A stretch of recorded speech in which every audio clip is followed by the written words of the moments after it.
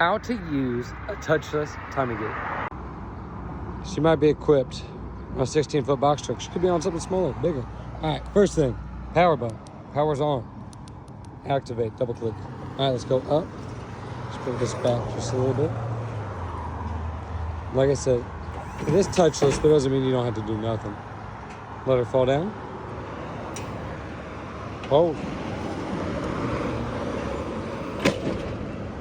That's what I mean by touchless. I'm gonna let that do that. And on the reverse side, you'd step here.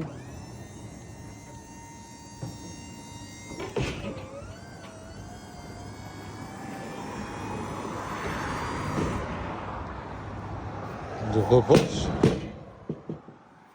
And boom. She's done. Turn it off. Just press that button. That is how to use a timing gate.